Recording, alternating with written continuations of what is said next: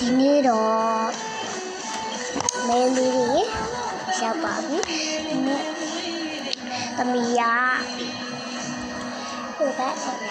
မမဆိုရဲသမီးကအမတော့မဲလိုက်တာလေနှစ်ယောက်ပြီးရင်မမကကြတော့20ဒါလည်းကွန်ပျူတာ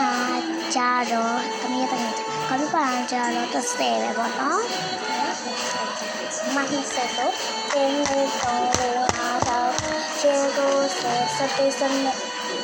73 74 75 26 29 20နော်ဒါလေးဖောက်ပြတာမယ်ဒီဥစ္စာပါဖောက်ပြပါဥစ္စာတရားလို့ဆိုတော့လာပေးရမယ်ပေါ့နော်တမီးရခလို့ပါ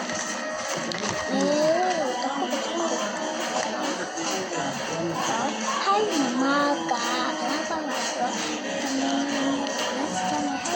ဟာဒီမမကညလာမသိမာဒီ90ပေါက်သွားပါလေတက်တော့မှာတက်တော့ဆော့ပြောပြတာအသေး90ဟိုင်းမမနမကလာလေနမကလာ90အဲ့တော့90လက်ပြီးပါမယ်နော်မမဒီကောင်းပြီးပါကြတော့10ပဲဆိုလို့ရှိရင်10ပဲဆိုလို့ရှိရင်ပြင်းရတော့5 6 9 10 90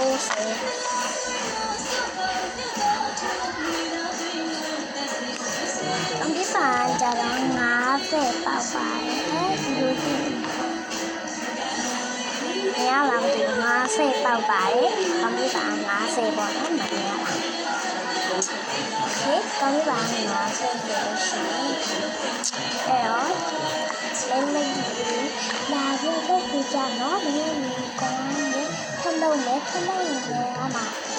အခုမှလည်းလုံးကြမယ်လို့အပိတ်ကြပါလို့ပြောချင်ပါတယ်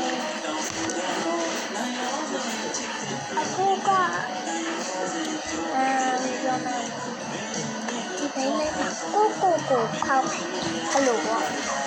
ဒါလေးဖောက်လိုက်ဒါလေးကတဲတုံးလေးတော့ပေါ့နော်တဲတုံးလေးတော့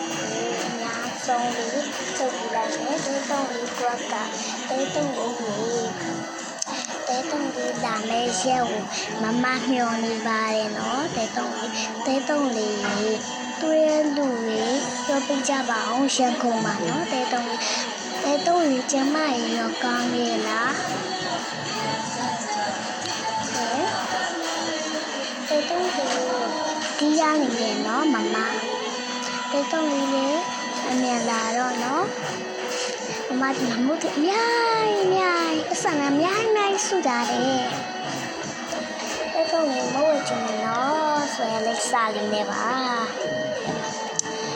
တဲတုံးလေးကိုရမ်းချပါလေအဲ့တော့တဲတုံးလေးဘယ်လောက်ပေါက်လဲတဲတုံးလေးအများဆုံးဒီမှာရောက်ပါလေလို့ရှိရင်တဲတုံးလေးကဒီမှာကြည့်89ပေါက်ပါတယ်တဲတုံးလေး89မမလည်းပေးပါမယ်နော်တဲတုံးလေးလည်းအရင်ချက်ပါတယ်အဲ့တော့ဒီမှာလိုင်းမို့ကကိုရမမလေးတီတီဦးကိုလည်းချက်ပါတယ်တက်တာဒီနေ့အမတရားဖြစ်အောင်ပြန်လာလိုက်ပါမယ်နော်တက်တာဒီနေ့လေးထုတ်ပြပါမယ်ခရီးပေးပါတယ်